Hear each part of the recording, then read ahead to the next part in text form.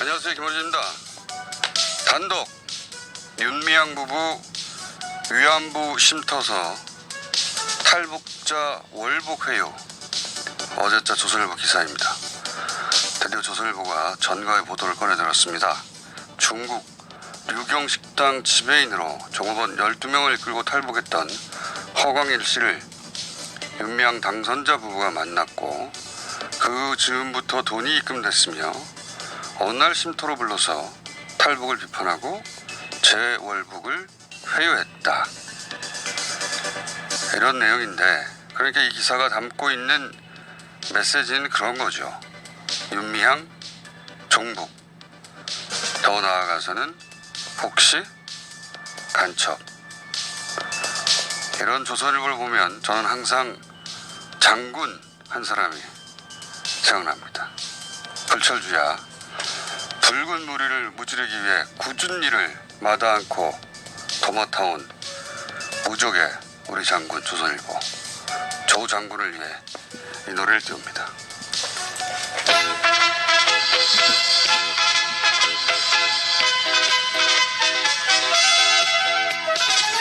우리 장군 나가신다 길 비켜라 우리 장군 앞서간다 겁낼 것 없다.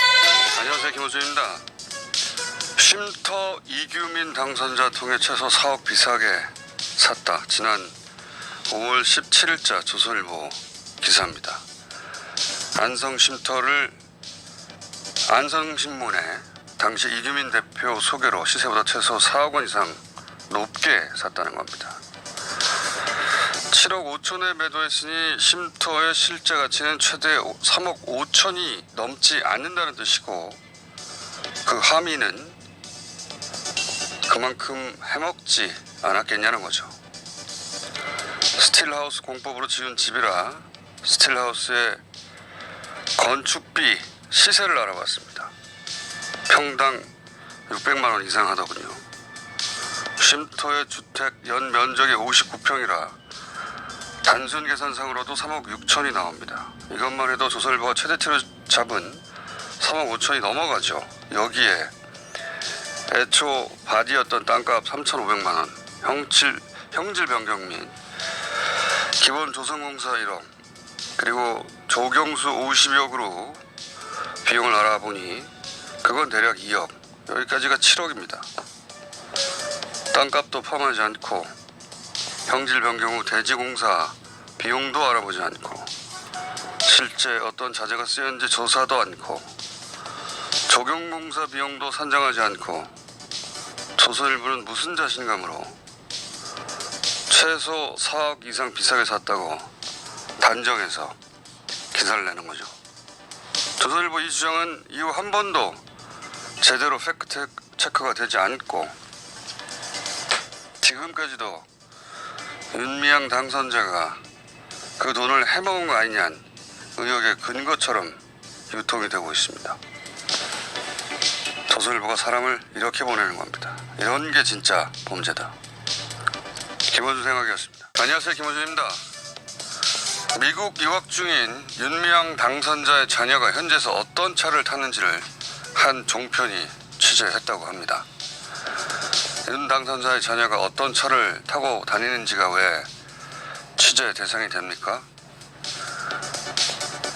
자연인인 그 자녀가 그런 취재 대상이 되려면 최소한 정의연의 횡령이 확인되고 그 돈을 윤 당선자가 착복했다 의심할 만한 정황이 나오고 그 일부가 유학 자금으로 쓰였다는 최소한의 건덕지라도 있어야 하는 거 아닙니까?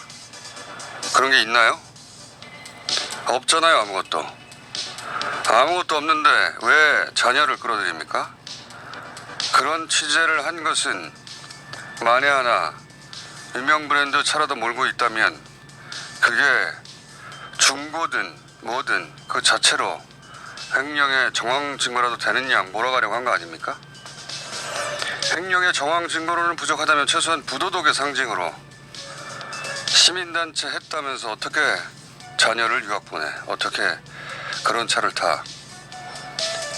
니들이 무슨 돈이 있어? 니들은 가난해야지. 그렇게 몰아가려는 심보 아닙니까? 진보적 시민단체 활동을 한 자녀의 부모의 자녀는 왜 유학 가면 안 되고 좋은 차 타면 안 되나요? 무슨 권리로 아무런 범죄 혐의도 없는 자연인인 그 자녀들의 삶까지 함부로 다루려고 하는가? 당신들이 뭔데?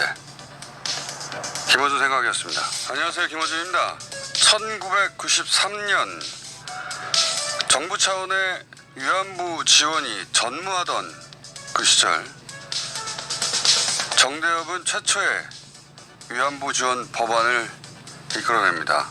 일제하 일본군 위안부 피해자에 대한 생활 안정지원 및 기념사업 등에 관한 법률안. 이 법안으로 비로소 할머니들은 정부 지원을 받게 되고 현재는 1인당 최소 월 287만 원가량의 정부 보조를 받습니다. 여러 번 보완된 이 법안은 지난 2017년 11월에 다시 한번 일부 개정안이 국회에 상정되는데요. 할머니들에 대한 간병인 비용과 장례 비용도 국가가 부담한다는 내용과 추도 공간 마련, 그러니까 소녀상을 포함해서 위안부 기림의 날을 정하는 내용이 들어 있었습니다. 할머니에 대한 간병비, 장례비 지원에 불만이 있는 게 아니라면 찬성하지 않을 이유가 없는 이 표결에서 찬성표를 던지지 않은 극소수 의원 몇이 있었습니다. 그중 21대 당선자는 딱 2명. 그중 한 사람이 곽상도 의원입니다. 그런데 그렇게 할머니의 장례비 지원도 원치 않던 분이 현재 미래통합당 위안부 할머니 피해 진상규명 TF위원장입니다. 게다가 위안부 문제 해결에 역대 가장 큰 피해를 끼친 게 박근혜 정부 시절 일본과의 위안부 합의 아닌가요? 그 정부의 민정수석 아니었습니까? 그런 분이 할머니를 위한 TF를 이끈다는 거 말이 됩니까? 김어준 생각이었습니다.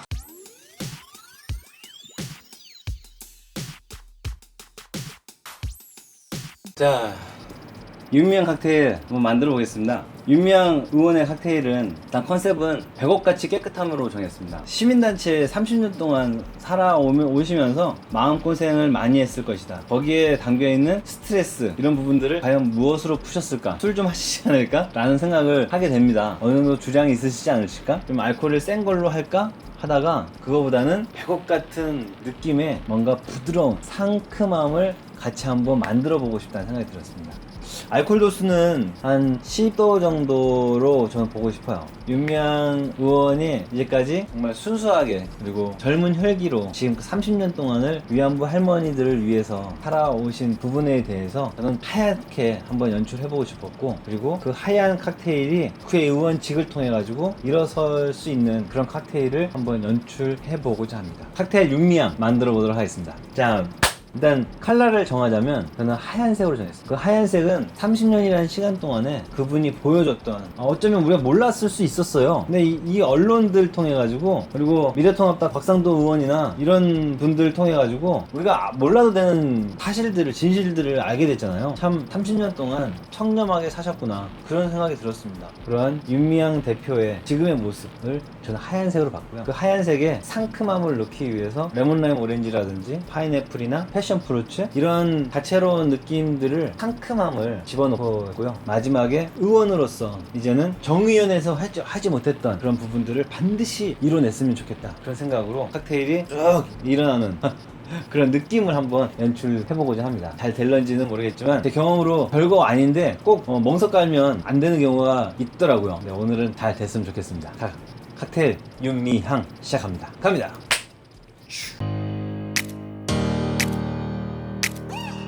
최민희 전 의원을 모시겠습니다.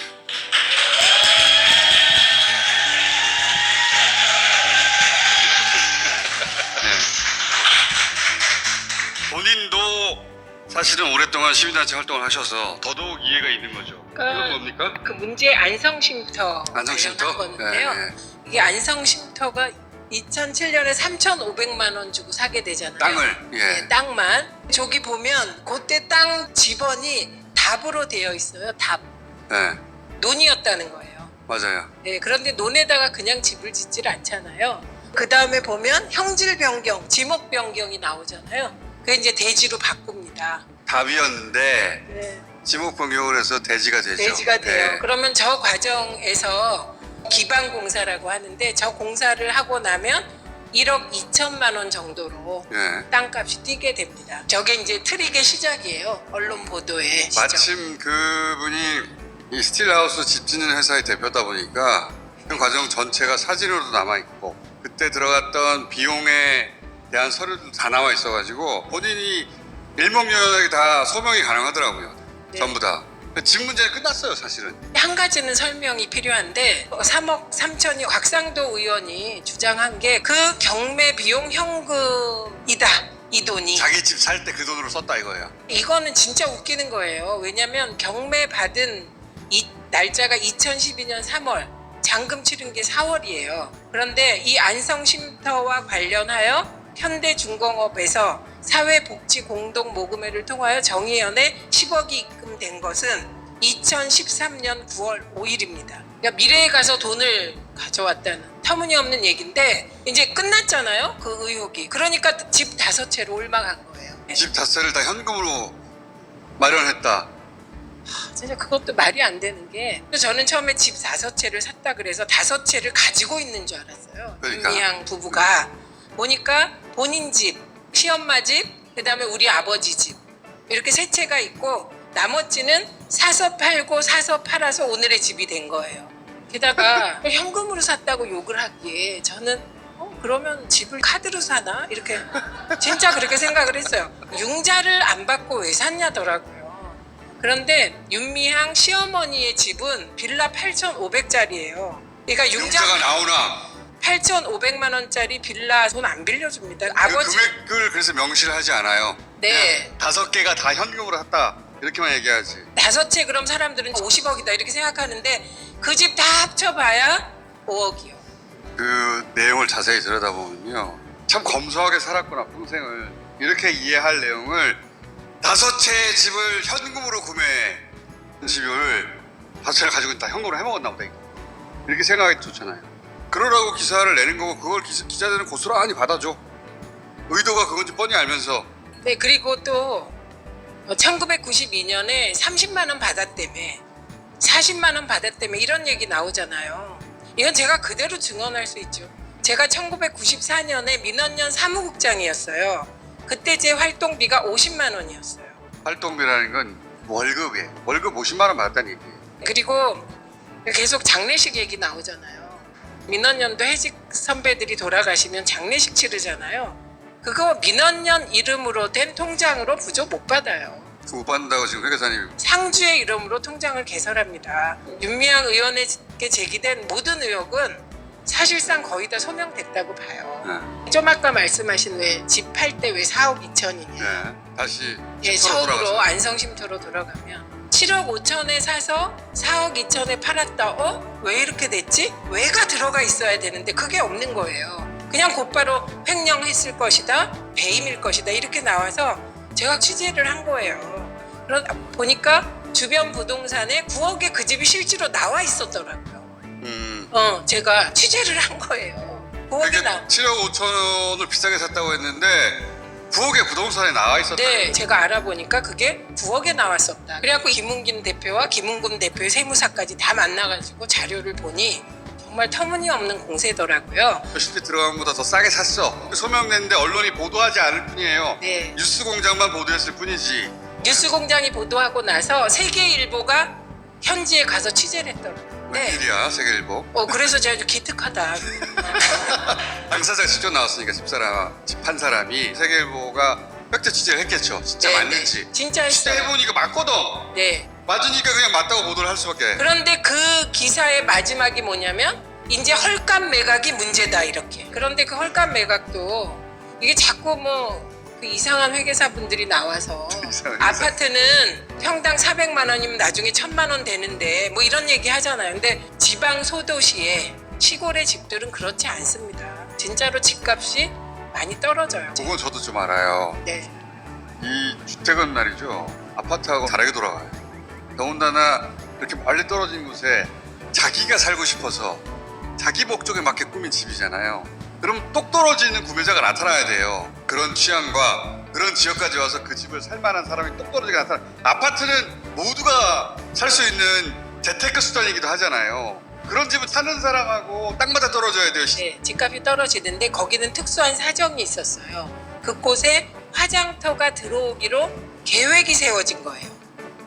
근데 그러고 나니 집값이 떨어지기 시작한 거죠. 그래서 2015년에 정의연이 사업 실패를 인정하고 사회복지공동모금회에 사실대로 보고를 하니 사회복지공동모금회가 빨리 그 집을 매각하라 이렇게 되니까 그래서 팔게 된 거예요. 급하게. 그런데 그 이후에도 집이 안 팔리죠. 왜냐면 화장터가 들어온다고 하니. 여기서 기자들이 금방 이해해야 돼요. 어떤 내용을 이해해야 되냐면 집값을 떨어뜨려서 내놨는데 안 팔렸잖아요. 그러면 그 집이 헐값에 팔린 게 아니라 시세가 그렇게 된 거예요. 시세대로. 만약에 원래 7억 5천에 팔아야 마땅한 집인데 헐값에 내놨으면 당장 팔렸을 거 아니에요. 오랫동안 안 팔려 이 집이. 싸게 내놓은 거라면 샀어야지 벌써 진작에 다른 사람들이. 네, 그래서 안 팔리다가 올해 사람이 나타난 거예요. 아, 나 이 집 사겠다. 그래서 4억 2천에 판 거예요. 그 시세가 그랬다는 거죠. 지금 현재 그거밖에 못 팔기 때문에 그렇게 받은 거. 아니 그 시세의 책임을 왜 윤미향 의원이 져야 되냐고. 그때 그 시점에 그 일대에서 만들어진 부동산의 시세가 왜 그 사람의 책임이야. 그러니까요. 근데 어떤 언론이 5월 7일 날 이용수 할머니가 기자회견을 하고 문제되니까 서둘러 팔았다 이렇게 기사를 썼습니다. 근데 계약한 시점이 4월 23일이에요. 말이 안 되는 거죠. 이분들은 타임머신을 타고 왔다 갔다 하는 거예요. 저는 이제 여러 가지 있다고 생각해요. 하나는 의회에서 이제 민주당을 견제할 수단이 없잖아요. 그러니까 개인 의원들을 각계격파하는 거죠. 조중동이 그럴 수 있다고 생각해요. 그런데 이 진보 매체는 바보도 아니고 제가 무슨 셜록 홈즈겠어요? 그냥 몇 군데 전화해보고 알아보니까 그런 거야. 내가 할 수 있는데 다른 사람이 못할 리가 있나요? 의원님도 할 수 있잖아. 다 할 수 있어요. 금방 나와. 그리고 그 집을 판 사람한테 자료 좀 달라고 그러고 그거 금방 끝나는 얘기거든요. 한 이틀 취재하면 끝나. 집 같은 문제 같은 경우에. 그 대표의 자료를 우리가 받았잖아요, 같이. 제가 그걸 가지고 그 부동산 업자, 법무사, 건축사 이런 분들한테 검증을 받았어요.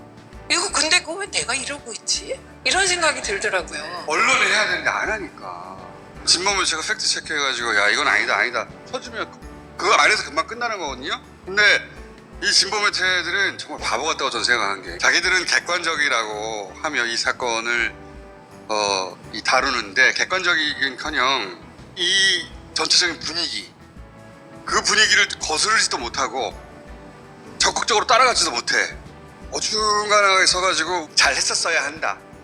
아무짝에도 쓸모없는 훈계 이런 거를 던지고 실제로는 이 전체 분위기 쏟아지는 기사들 쏟아지는 의혹들 기사 개수에 일조하고 마는 거야. 미디어가 그 자기 역할을 못한 것도 있고 진보매체가 또 시민당의 후보들을 주로 공격하잖아요. 이유가 있어요. 시민당을 공격하면 시민당 후보들은 시민단체의 추천을 받고 들어온 분들입니다. 그러니까 단체가 달려 들어와요. 계산이 뭔 이런 문제를 막 공격할 거리가 많거든. 그래서 시민당 후보들을 타겟으로 하는 것도 있고 또 하나는 우리 보수하고 일본 극우하고 목적이 사마띠 아니하는 게 아니라 매우 사맞는다. 일본 극우는 위안부는 존재하지 않아야 돼요. 우리 보수는 진보는 위선적이다. 이 프레임을 깔아서 문재인 정부 지지를 꺾겠다는 거 아니에요. 진보적인 시민단체를 통해 국회에 들어온 위안부 문제의 최전선에 있는 사람을 딱 때리면 서로 이해가 딱 맞아 떨어지는 거예요. 그래서 콜라보로 아주 신났어. 네, 그리고 특히 세 가지가 다 겹쳤다. 네, 일본 우익 신문에서 실제로 문재인 대통령에게 타격이 갈 것이다. 이렇게 쓴 신문이 있습니다. 그걸 원하는 네. 거예요. 그리고 젊은 기자들은 저는 타격감을 느낀다고 생각해요. 이런 기사를 쓰면서 정부를 내가 때려가지고 정부의 지지율이 움직이는 꼴을 봐야 되겠는 거야. 그 타격감으로 내 존재를 확인하는 거예요. 졸라 초라해. 지지율이 떨어진다 맨날 확인하고 싶어. 그래서 기사 제목을 보면 윤미향 논란에도 불구하고 지지율과 관련된 기사들은 대부분 윤미향 논란이 있는데 왜 지지율이 안 떨어지지?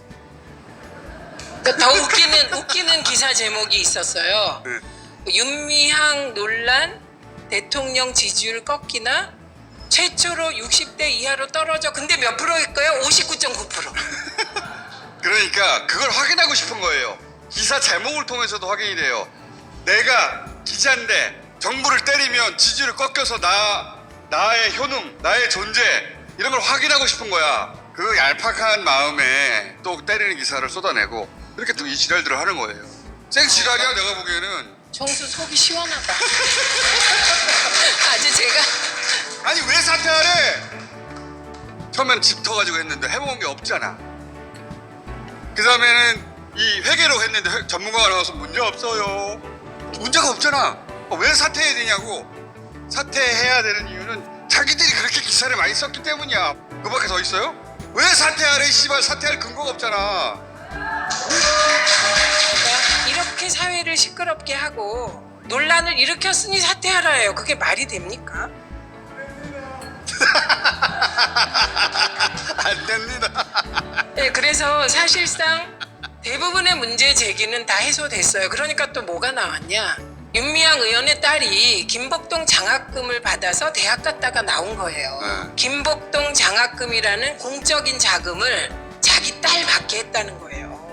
위선적이다. 그런데 이것도 웃기는 거예요. 왜냐면 김복동 할머니께서 5천만 원을 내서 장학금 논의가 시작된 건 2016년이에요. 윤미향 의원의 딸이 대학 간 건 2012년이에요.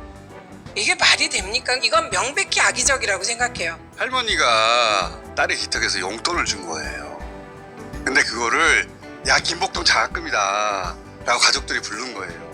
그거를 갖다 붙여버린 거예요. 네, 이건 조선일보입니다. 그리고 지금 조선일보 얘기 나온 김에 제 한 말씀만 조선일보에 부탁드리는데 조국 백서에 대해서 좀 관심 좀 끄십시오. 얼마 전에 또 조국 백서가 3억 받아놓고 또 출간이 늦어진다. 빨리 보고 싶은가 봐. 근데 이런 기사들의 목적은 전부 다 똑같아요. 그 돈을 횡령하는 거 아니냐. 이 프레임에 다 그냥 몰아넣기 위해서. 아니 그게 빨리 나오길 기대해서 그런 기사를 썼겠어요? 거기에 명백한 허위가 있습니다. 우리 고일석 필자께서 김복동 할머니 휠체어를 밀고 나온 게 곽상도 의원이었다는 가짜뉴스를 인터넷상에 살포한 사람이다라고 쓴 거예요. 아 그래요? 네, 그런데 고일석 기자는 그런 기사를 내용을 쓴 적이 없어요. 허위 사실 유포네. 네, 허위 사실이고요. 그래갖고 손배소 한다고 지금 그러고 있고요. 네. 이런 경우가 징벌적 손해배상제가 있다면 딱 걸리는 거예요. 잘 그래, 됐네. 그래서 징벌적 손해배상제가 빨리 도입돼야 된다. 그리고요, 그러면 영수증 공개하라. 그거 공개 못 하겠습니까? 네, 그게 항상 기법이에요. 영수증을 공개하라는 것은 저쪽이 항상 프레임이거든요. 네. 자기들은 공개 안 해요. 그런 거를 주장하는 극우 단체들 있잖아요. 거기 한번 영수증 공개하라고 한번 해야 되겠어. 아니, 안 한다 그랬어요. 여기는 영수증 다 공개할 수 있어요. 근데 걔들이 공개하라고 해서 왜 우리가 공개해야 되느냐 라는 생각으로 안 하는 거지. 저쪽은 공개하라면 못해. 계좌 까라고 그래야 돼. 아니, 공개적으로 공개 안 한다 그랬어요. 한 단체가. 자, 그러면 같이 가자. 좋아, 같이. 그리고 제가 아까 들었는데 회계사님, 우리 회계사님 최 씨더라고. 아, 너무 좋아. 너무 훌륭해. 시민단체가 3억을 빼려면 어떻게 해야 되는지 아세요? 그걸 빼먹으려면 공모해야 돼요. 원래 회사도 그래요. 자기 혼자 해먹을 수가 없어요. 해먹으려면 그 돈 쓴 곳들 걔네들하고 다 짜야 돼. 짜야 돼. 다 모조리.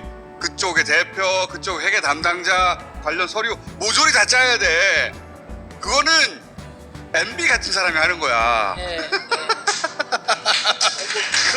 못해. 기술자여야 돼. 뭐 20억 사라졌다는 거 아니야? 동아일보는 35억이라고 그러다고. 37억. 37억 맞아. 20억 30억 해먹으려면요. 그거 윤미향 의원이 활동할 시간이 없어요. 네, 그것만 고민. 그리고 그거 맞추느라고 시간이 없어요. 예. 이게 민원 의원이 지원 사업을 받았어요. 그런데 나중에 포기했어요. 정부 지원금 받잖아요. 그거 어려워. 그러면 귀찮아가지고. 예를 들면 이런 거야. 10,000원이 남았어요. 그럼 10,000원이 며칠 지나면 이자가 붙잖아요. 그 원 단위까지 다 계산해서 돈을 맞춰야 돼요. 그거를 위해서 한 명이 그 일만 해야 돼. 그러니까 나중에 그걸 활동가 22억을 맞추려고 그러면 그러면 뭐 다른 일을 할 시간이 없다. 아무것도 못해. 예. 그래서 어떻게 했냐면 이거 너무 힘들다. 그 후로 신청을 안 하고 막 그랬거든요. 이게 한국일보가 22억 사라졌다요. 얼마나 섹시해. 동아일보 37억 그런데 그 22억이 다른 항목에서 나왔어요 이미. 설명했어요 저희가. 그런데 그것도 아무 데서도 정정 보도를 안 해. 안 해주지. 범죄자를 만드는 기사를 써놓고 범죄자가 아닌 게 확인이 되면 아 그건 그렇지 않은 것으로 밝혀졌다라고 알려줄 의무가 자기한테 있잖아. 그런 거 안 해. 나쁜 절대. 새끼들이지 진짜로.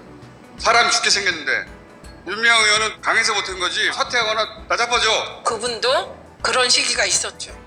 있었겠죠. 너무 힘들어서. 그 정의연 사무처장이 자기는 이제 일을 못 하겠다고 하더라고요. 너무 억울해가지고. 네, 억울해서. 그래서 제가 아니 그건 언론이 노리는 건데 거기에 굴복하면 어떡하냐. 나처럼 이렇게 평온한 마음을 가져야지. 누가 사진 얘 예쁘게 나왔다.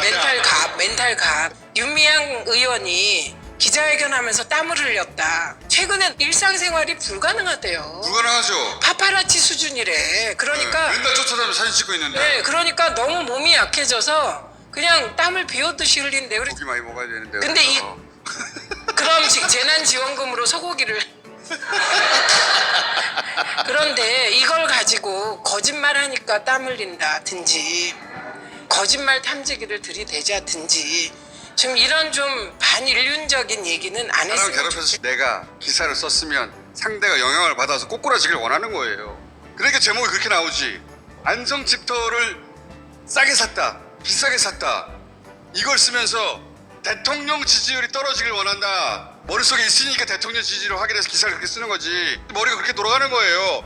자기의 힘을 그렇게 확인하고 싶고 사람들한테 보여주고 싶은 거야. 그리고 많은 사람이 이렇게 하니까 서로서로 괜찮은 거야. 다 같이 범죄자가 되는 거지. 그러니까 전 세계에서 가장 신뢰도가 낮지 우리나라 언론이. 총수가 이렇게 공격받아도 버티는 이유를 알았어요.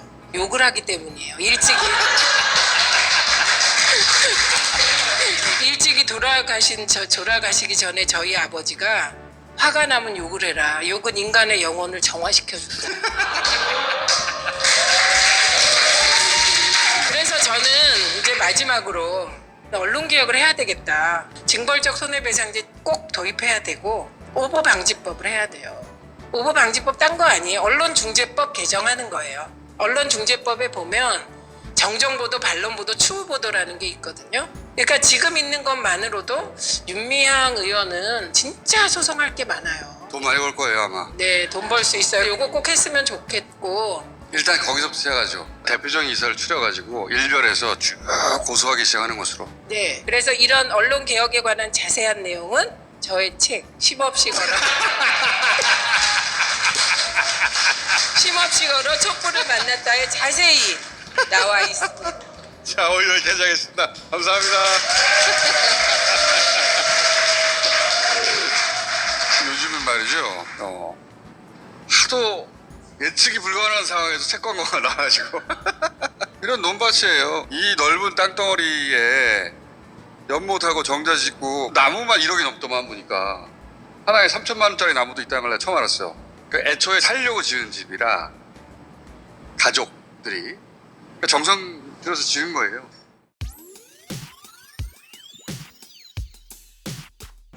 일단 레시피 먼저 옆에 띄우고, 자 칵테일 들어가면 첫 번째로 글라스 칠링을 하는데요. 이런 샴페인 글라스 속이 있기 때문에 오랫동안 칠링 해주는 필요가 사실 없어요. 처음에 한번 더운 공기를 좀 빼준다는 느낌으로 해서 크러셔에서 한번 집어넣고 그런 다음에 털고 놔주겠습니다. 자, 그리고 쉐이커에 얼음을 넣고, 얼음을 넣는다는 거는 잠깐 얼음 넣지 말고, 아니 얼음 넣지 말고 얼음을 넣기 전에 생각을 하셔야 돼요. 그냥 얼음을 넣기 전에 어떤 생각을 하시냐면, 레시피를 C가 되면 피드하게 30여 초 안에 모든 걸 끝낼 생각을 하고 얼음을 넣으셔야 돼요. 얼음을 넣은 상태에서 막 1분, 2분, 3분, 4분 넘어가면서 막 그 내용물을 넣을 생각이시라면 얼음이 녹을 거 아닙니까? 얼음을 넣으면 쉐이킹을 할 때 폼을 내는데 방해가 됩니다. 그리고 양이 이제 액체가 늘어나는 거죠. 양에도 분명히 차질이 생기고, 그러면 농도에도 차질이, 맛에 영향을 미치게 되는 겁니다. 그렇기 때문에 얼음을 넣는다 생각할 때는 제대로 레시피가 숙지된 상태에서 초스피드로 가야 됩니다. 자, 어떻게 하시겠습니까? 얼음 넣겠습니다. 네, 얼음 넣고, 자, 합니다. 자, 진 1온스 들어갑니다. 그 다음에 피치 2분의 1온스, 그 다음에 애플 4분의 1온스, 그리고 쌈부카 3분의 1온스, 판타지 믹스라고 해서 1온스 넣겠습니다. 자, 그리고 나서 패션프루트 시럽 2분의 1티스푼 살짝 넣겠습니다. 그리고 우유 1온스 넣겠습니다. 네. 그래가지고 쉐이킹 들어갑니다.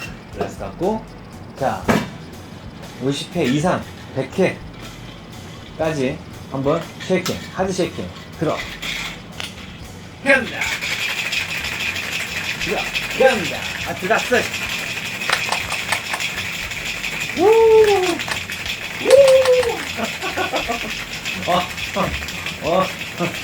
저 느낌 알거든요. 얼마나 힘들까요? 자, 조금만 더, 조금만 더. 네.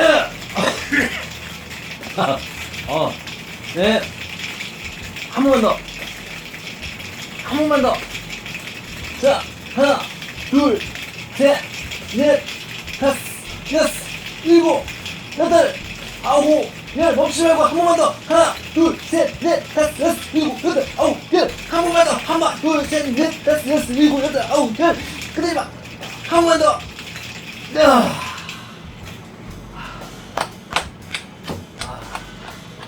수고하셨습니다. 자, 칵테일 망 해서 붓겠습니다. 따르고, 좋아요. 자,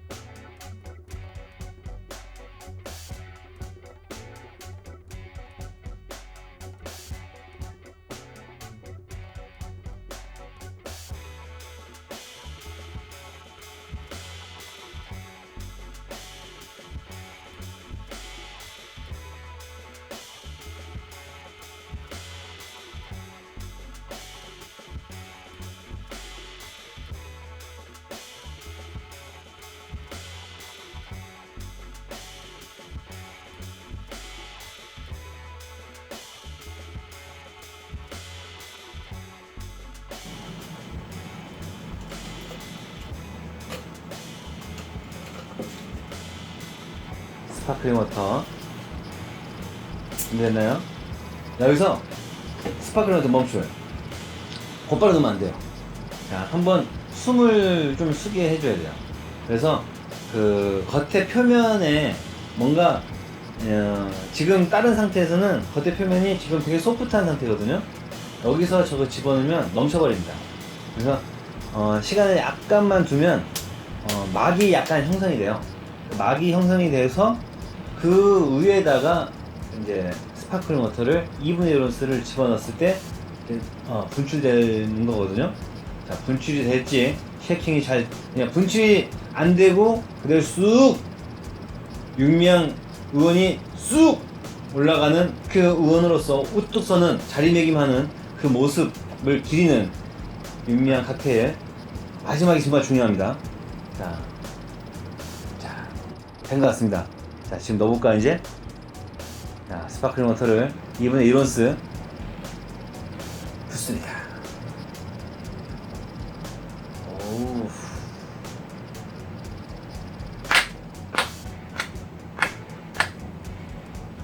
멋있습니다. 멋있습니다. 아, 잘했습니다. 아, 뭐 얼마큼 올라가실 줄 알았어요? 이만큼 올라갔지. 네, 이만큼 띄우기가 쉽지 않습니다. 아, 정말 잘합니다. 자, 그러면 칵테일 시음하고 마치는 걸로 하죠. 자, 지금까지 칵테일 윤미향이었습니다. 잠깐 윤미향 네. 의원 국회 첫 출근한 날 거의 뭐 감금 상태, 기자들이 한 30명 있으니까 그래서 제가 이럴 때는 찾아가서 말벗도 대고 위로도 해드려야겠다. 그래서 수많은 기자들 해치고 들어갔어요. 힘내시라고. 그리고 그 다음날 또 갔어요. 제일 힘든 게 지금 뭐냐면 펌담에 문자가 가고 있어요. 그래서 제가 정청래 페이스북하고 딴지일보 게시판을 봐라. 두 분은 지금 응원이 필요해요. 부탁드립니다. 자, 힘내라 윤미향. 힘내라 윤미향. 차렷 정리.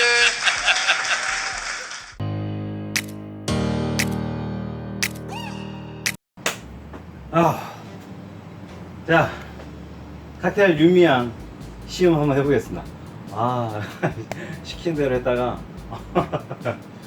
이 정도 쉐이킹 하면서 느꼈어요. 이렇게까지 할 필요 없습니다. 하면서 느끼는데 최소한 이게 200회는 한 것 같아요. 아니면 100회는 그렇게까지 힘들지 않거든요. 여기까지 이렇게 폼을 일으키는 칵테일을 몇 번 만들었지만 오늘이 제일 빡세네요. 자, 그런데 200회 정도 해서 그런지 폼이 좀 다릅니다. 더 꽉 찬 느낌? 네. 자, 칵테일 윤미향 더 왠지 더 맛있을 것 같아요. 자, 한번 시음을 해보겠습니다. 시음 갑니다. 자,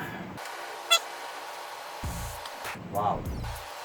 이 말로만 그럴 게 아니라 진짜 윤미향 의원님께서 꼭 드셔보셨으면 좋겠네요. 사실 제가 있는 곳에 제가 만든 유명 셀럽이나 주인공들이 많이 찾아오셨습니다. 그런데 물론 아직 안 오신 분도 분명히 있어요. 윤미향 의원님께서 이 영상을 많이 보신다면 꼭 오셔서 이 칵테일을 드시면서 정말로 힘을 얻으셨으면 좋겠습니다. 분명히 여러분도 보셨잖아요. 술 넣었잖아요. 진 이론스의 피치, 애플, 쌈부카 술 4가지를 넣었는데도 불구하고 술 맛이 전혀 느껴지지 않습니다. 그 이유는 간단해요. 쉐이킹 영향이거든요. 이런 칵테일이 정말 맛있는 겁니다. 이게 알코올 맛은 덜 느껴지면서 충분히 알코올은 들어가고 있음에도 불구하고 이런 상큼하고 이런 크리미한 백옥 같은 게 인기 있을 것 같습니다. 저처럼 윤미향 의원을 응원하시는 많은 분들 계시지 않습니까? 그분들도 보시면서 즐거웠으면 좋겠고요. 윤미향 의원에 대한 많은 네거티브한 언론을 보고 지금은 이제 안 나오잖아요. 지금 안 나오는 이유는 거의 다 밝혀졌으니까. 우리의 김어준, 최민희 전 의원이 거의 다 밝혀버렸잖아요. 이제 언론에서 더 내놓을 게 없어. 이미 그 회계 관련된 거는 검찰에서 수사하고 있으니까. 그럼 더 이상 논란할 게 없고 곧 밝혀지겠죠. 모르시는 분들도 이 영상을 보고 오해가 풀려서 저처럼 윤미향 의원을 응원하시는, 응원까지는 아니어도 그 정의연에 대해서 오해는 없으셨으면 좋겠다는 생각을 합니다. 이게 폼이 안 나옵니다. 이게 얼마큼 강한 폼이냐면 안 떨어지죠. 이게 그 정도로 강력한 폼입니다. 그러나 저는 먹습니다.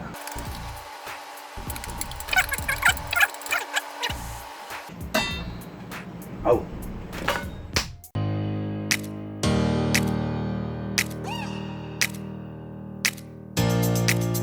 다 먹었다.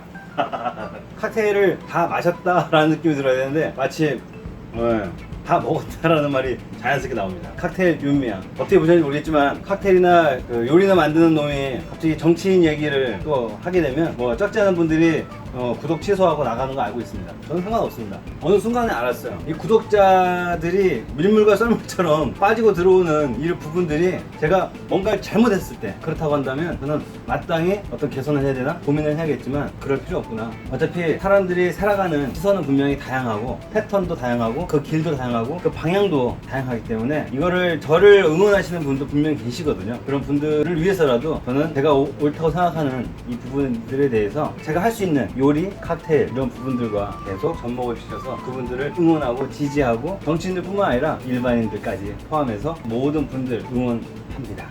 자, 오늘 정말 기쁜 마음으로 칵테일 윤미향 만들어 봤고요. 앞으로 윤미향 의원의 생활이 정말 활기차고 에너지 넘치고, 그래서 딱 끝나는 그 순간에 많은 국민들에게 박수받는 그런 의원이 되기를 응원합니다. 감사합니다. 지금까지 닉하기였습니다.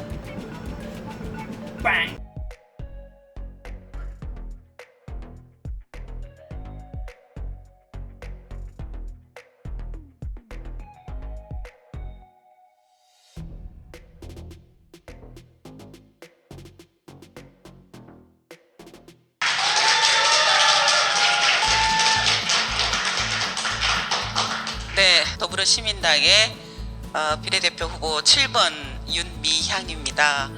반갑습니다. 저는 활동가, 시민활동가 윤미향, 이게 평생 저에게 이름표로 붙어 있어야 된다고 생각했고, 그랬는데 일주일 갑자기 후다다닥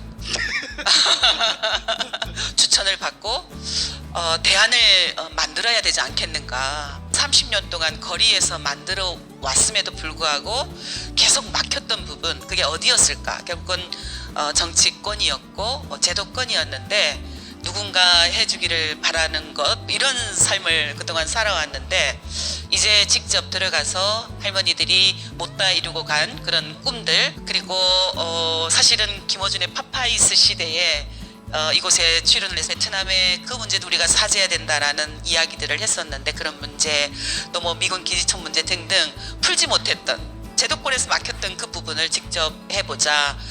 그리고 다른 한편 사실은 2015년 박근혜 정권 때 한일 합의가 있었어요. 위안부 문제에 대해서.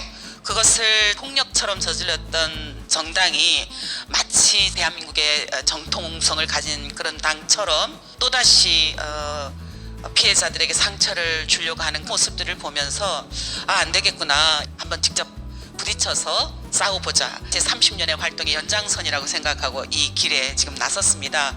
그래서 이렇게 이 자리에서 또 만나게 되니까 너무 감회가 새롭고요. 여러분들 많이 지지해 주시기를 부탁을 드리겠습니다. 위안부 운동의 대의는 국권이 지켜져야 합니다. 위안부 운동 30년 역사는 인간의 존엄을 지키고 여성 인권과 평화를 향한 발걸음이었습니다. 이용수 할머니는 위안부 운동의 역사입니다.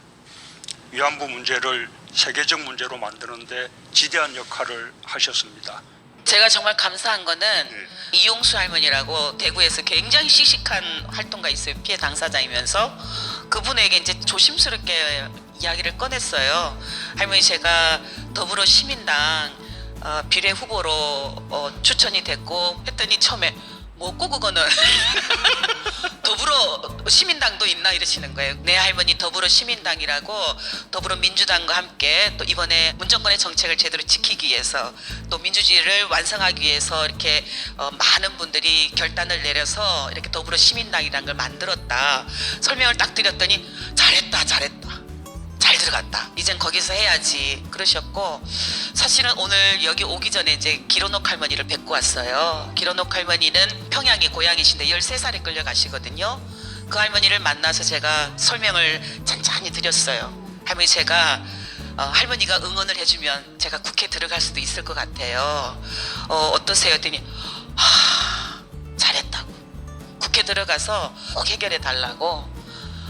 누구의 응원보다, 누구의 지지보다, 누구의 추천보다도 그 두 분과 제가 통화를 해서 지지받을 수 있었다라는 게 너무나 지금 힘이 납니다.